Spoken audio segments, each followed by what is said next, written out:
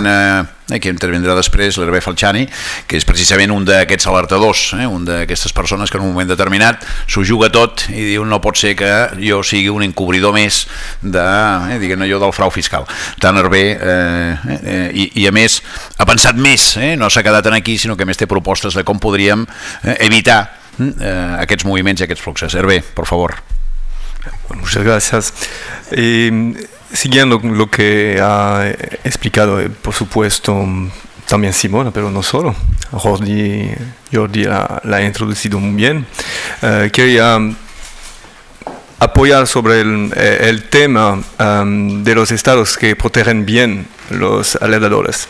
Y por supuesto, los encontramos también en la lista que se puede criticar mucho de Transparencia Internacional, donde vemos que los primeros, que son presentados como los menos corruptos, no presentan la posibilidad que tienen de corromper. Porque por fin se tiene que entender que lo que maneja y que protege la información también sobre los otros, se protege a sí mismo de los ataques de los otros. Y por esto, cuando vemos que Luxemburgo o Inglaterra están al 10º plano de esta escalera de la corrupción, es porque son los países que para manejar algo así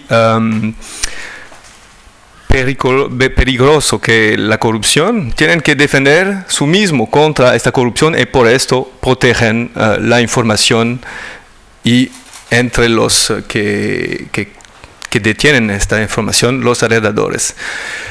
Después, cuando vemos, por supuesto, el por qué se tiene que haber esta información, es decir, para poder encontrar modo de cambiar una situación injusta, para luchar contra una injusticia social, que es la expresión la más contundente de esta injusticia.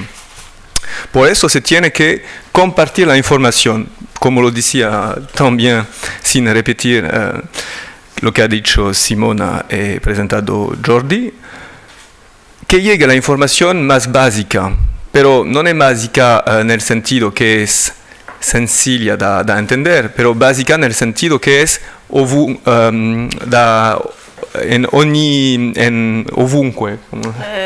Por todas partes. Por todas partes. Y esta información la puedo representar, por ejemplo, con la tecnología del pago. Estoy utilizando términos como esto, no es por caso, es porque cada uno piensa conocer bien el pago. Cada uno cada día paga. Por ciclos pagaba con moneda o con billetes. Pero se olvida que el cambio, la complejidad financiera empieza siempre con los actos más evidentes de cada día.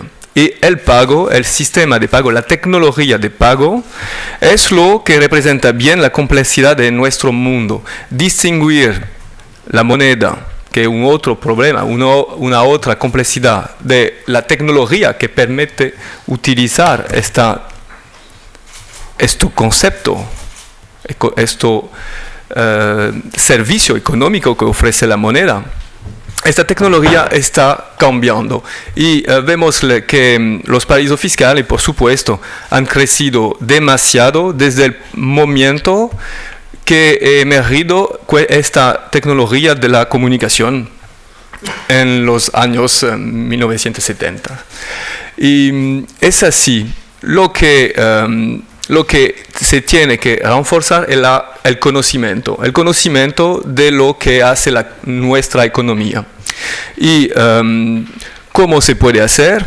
Por supuesto, con proyectos concretos donde la gente puede venir y apoyar y compartir.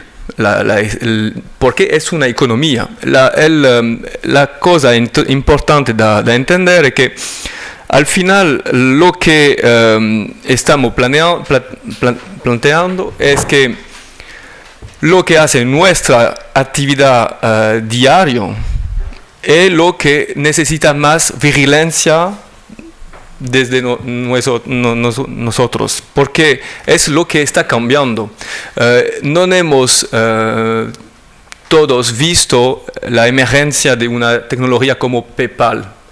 No lo hemos entendido en el sentido que se hablaba de una banca en Luxemburgo que ofrecía estos servicios que hoy en día llega entre nosotros con tecnología como Samsung Pay. Samsung Pay, que es un modo de pagar con el móvil que llega hoy en día, que en pocas semanas va a ser utilizado en el lugar más avanzado en Europa, que es España, donde, por supuesto, todas las pruebas de nueva tecnología de pago financiera, gracias a actores como Santander, se experimentan, que vienen desde países como África, donde actores como Orange, como M-Pesa, han desde muchos años desarrollado ese modo de